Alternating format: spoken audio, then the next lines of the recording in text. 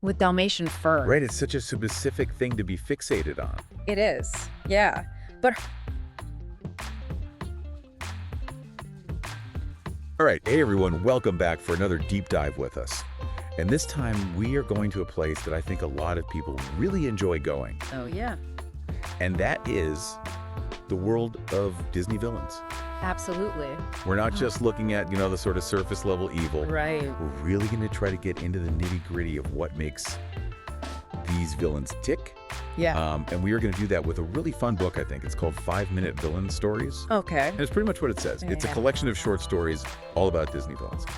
So you've got, your Maleficent, your Ursula, your Captain Hook, your Scar. Sure.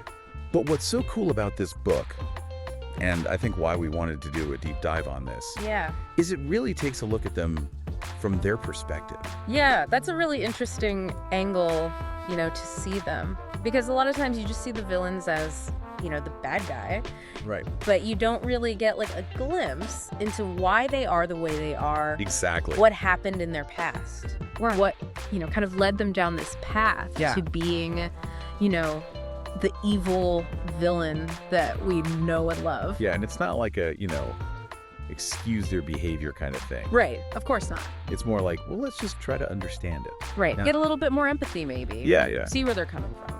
And even just like the way it's presented, like the book itself is really cool looking. Oh, yeah. It's got these really rich illustrations Uh-huh. that really capture, I think, the essence of the characters. Right. But it's also, family friendly. Sure. Like it's not, super dark and gritty. It's still very much a Disney book. Exactly. So it's a really fun way to kind of revisit these classic stories, but from a totally different angle. Yeah, I love that idea. Because you're revisiting something that you're familiar with, but you're getting like a whole new perspective on it. And I think it can even lead to like a more nuanced understanding, of the stories themselves. Yeah. Because you're seeing both sides of the coin. You're seeing the hero's perspective and the villain's perspective. Exactly. And I think one of the examples that really stood out to me was Maleficent Oh, yeah. in Sleeping Beauty, Yeah. right? She's the one who curses Aurora. Right. And, that seems really extreme. Of course. Like, oh my gosh, why would you do that? Especially to a baby. Yeah, exactly. Yeah. But in her story, we see like how she was betrayed Yeah. and excluded by the king. Right. And I think that really does give you a lot of insight into her actions. It humanizes her a little bit, doesn't it? Yeah, it does. Yeah. Like you see that she's not just this purely evil being. Right. Like she was hurt. Yeah. And that hurt and that rage kind of fueled her actions. Yeah. Makes you wonder if, things would have been different if she'd just gotten that invitation to the party. Exactly right. If she had just felt included, maybe she would have gone down that path. Right. Right. And I think it also kind of speaks to this idea that, like, Yeah. it's not always just black and white, good versus evil. There are all these other, feelings and emotions and motivations at play. Exactly. And every villain has a story, right? Right. They have reasons for why they do the things that they do. And sometimes those reasons are kind of understandable. Yeah. Sometimes they're even sympathetic. Right. Even if you don't agree with their actions, Right. Of course. you can at least see where they're coming from. I mean, take Cruella de Vil, for example. Like, Oh, yeah. I never understood why she was so obsessed. With Dalmatian fur. Right, it's such a specific thing to be fixated on. It is, yeah.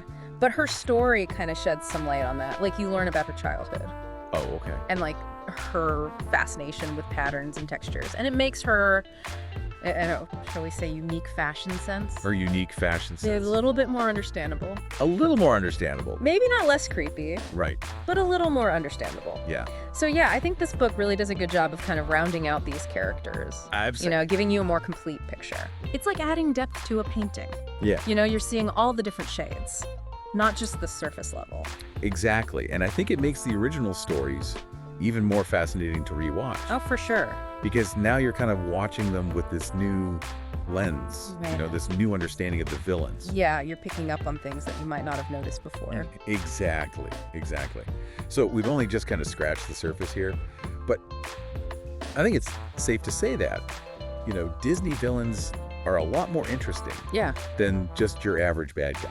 absolutely. And I think that's kind of the point of all this. Right. It's to make us think a little bit deeper Yeah. about these characters and these stories.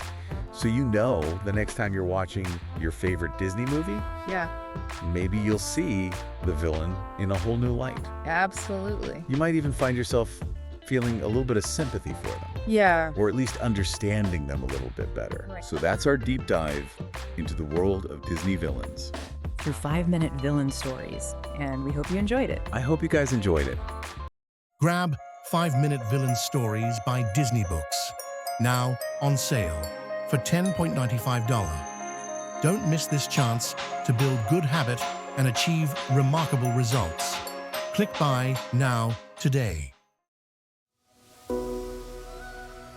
Like and subscribe for more Bookhaven podcasts.